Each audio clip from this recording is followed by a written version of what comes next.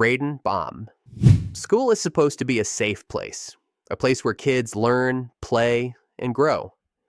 But sometimes, the most mundane, everyday objects can become instruments of death. And sometimes, the most painful deaths are the ones that happen in the blink of an eye, during something as innocent as a gym class.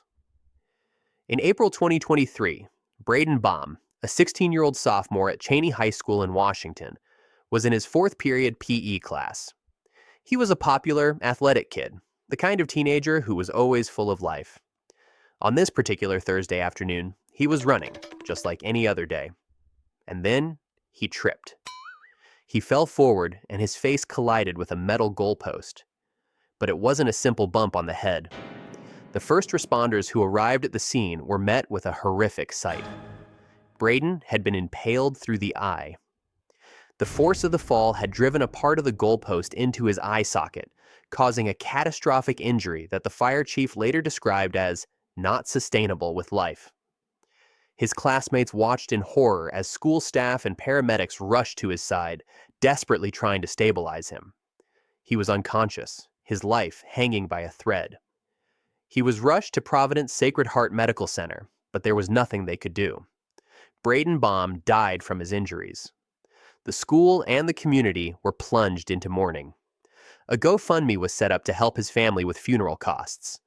The death was ruled a tragic freak accident, but it's a story that sticks with you. The image of a teenager running and laughing one second and impaled on a goalpost the next.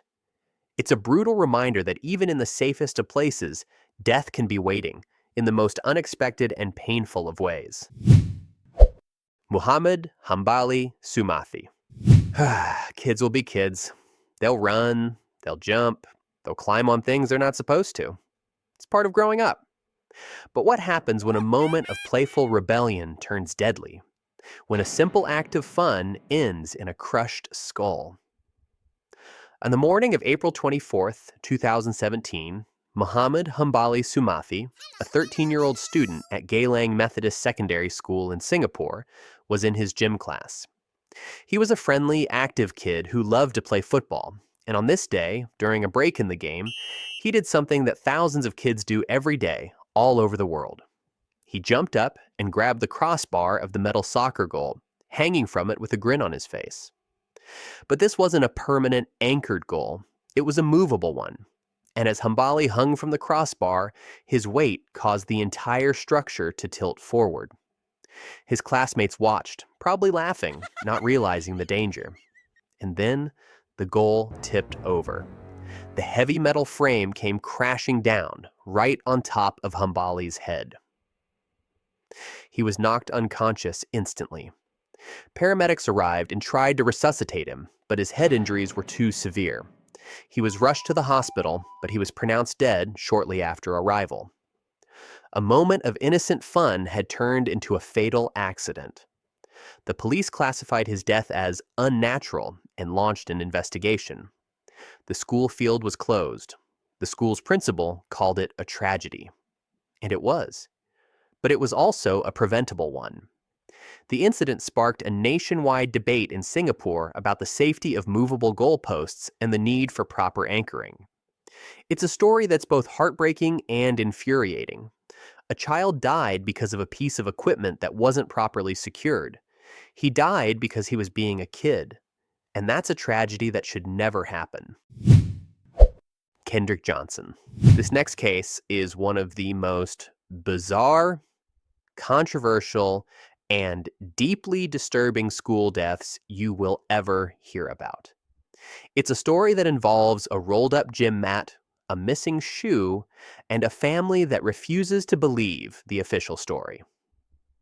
On January 11th, 2013, at Lowndes High School in Valdosta, Georgia, students in the gymnasium noticed something strange.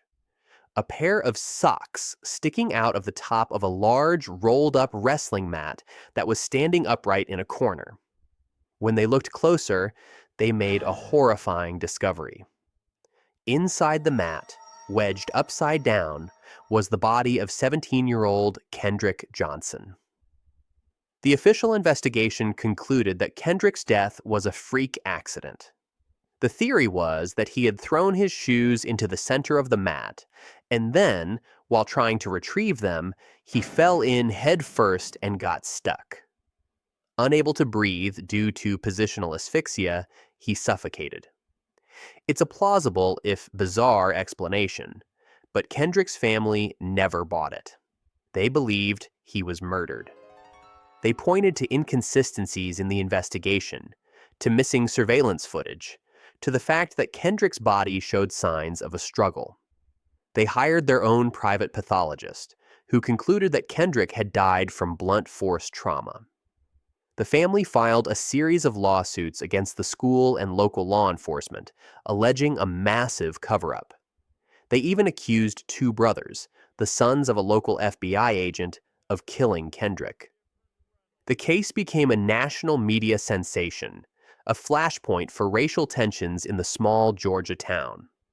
The Department of Justice opened its own investigation, but ultimately, no charges were ever filed.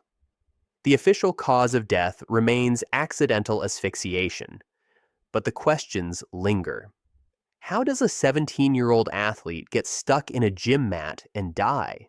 Was it a freak accident? Or was it something more sinister? We may never know for sure. But what we do know is that Kendrick Johnson went to school one day and ended up dead, rolled up in a gym mat. And that's a fact that is as unbelievable as it is tragic. The Chennai Chemist. Some kids are jocks, some are artists, and some are nerds. The ones who love science, who are fascinated by how the world works, who spend their free time reading textbooks and dreaming of Nobel Prizes. This is a story about one of those kids, a kid whose passion for science led to his own, very painful, death. In March 2024, a 17-year-old student in Chennai, India, was at home doing what he loved most, chemistry experiments. He was a bright kid, a student in his final year of high school, with a deep academic interest in the subject. But he wasn't in a state-of-the-art lab with proper safety equipment. He was in his own house, improvising, mixing chemicals he had managed to get his hands on. We don't know exactly what he was trying to make. A firework? A small rocket? Whatever it was, it went horribly wrong. The chemicals he was mixing suddenly exploded. The blast was so powerful that it blew out a wall of his house and caused the asbestos sheet roof to collapse on top of him. He was killed instantly, crushed by the debris of his own makeshift lab. When the police and forensic experts arrived, they found a scene of utter devastation, a collapsed room, shattered glass, and the chemical residue of a science project that had turned into a bomb. The police registered a case of unnatural death and launched an investigation to determine exactly what chemicals had caused the explosion. It's a tragic, cautionary tale, a story about a kid who was too smart for his own good, whose curiosity outpaced his understanding of the dangers he was dealing with. He wasn't a troublemaker, he was a scientist in the making. But his passion, his drive to learn and experiment, ended up costing him his life. He died in a cloud of smoke and rubble, a victim of his own brilliant and ultimately fatal curiosity. Joshua Henderson. This next death is a slow one, a quiet, creeping, and incredibly painful one. It's a death that happens not in a flash of violence, but over the course of weeks, as a young, healthy body is slowly cooked from the inside out. On July 6, 2025, Joshua Henderson, a 16-year-old football player at Bolton High School in Tennessee, was at summer practice. He was a gentle giant, a big, friendly kid who loved the game. But on this day, the Tennessee summer heat was brutal, and during a morning practice, Joshua collapsed on the field. His mother received a call that her son was unresponsive. He was rushed to the hospital, where doctors diagnosed him with a severe heat stroke. His core body temperature had skyrocketed, and his organs were beginning to shut down. For the next 3 weeks, Joshua lay in a hospital bed, fighting for his life. But the damage was too severe. One by one, his organs failed. His kidneys, his liver, his heart.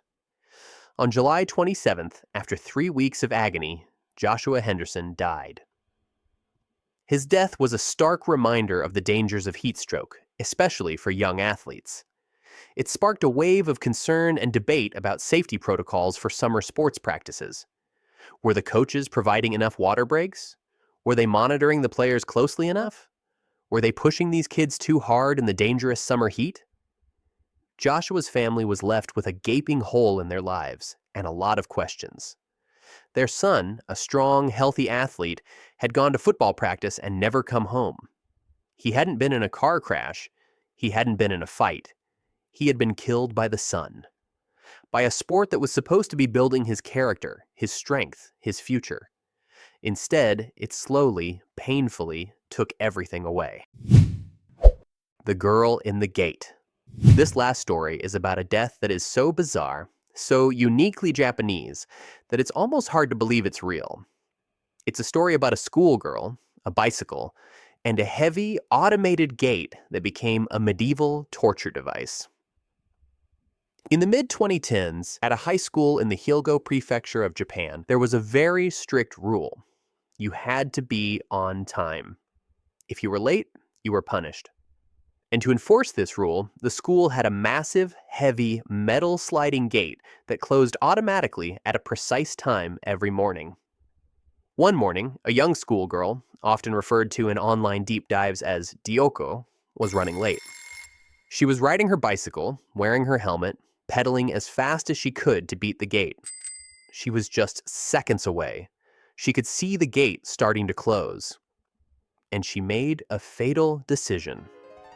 She decided to try and squeeze through. She didn't make it. The massive, multi-ton gate slid shut, trapping her and her bicycle between the gate and the fence post. The force was so immense that it crushed her, killing her instantly. A later police reconstruction of the accident showed that the force of the gate was so powerful that it completely shattered her helmet. It offered no protection at all. Her death was a horrifying and completely preventable tragedy. A court later ruled that the school was negligent. The teachers should have known that students would try to race the gate. They should have had a safety coordinator present. They should have had a gate with a safety sensor. But they didn't. And a young girl paid the price for their negligence. It's a story that's almost too absurd to be real. A girl crushed to death by a school gate, all because she was trying to avoid being marked as late. It's a chilling example of how a rigid, unforgiving system, combined with a piece of poorly designed machinery, can create a death trap.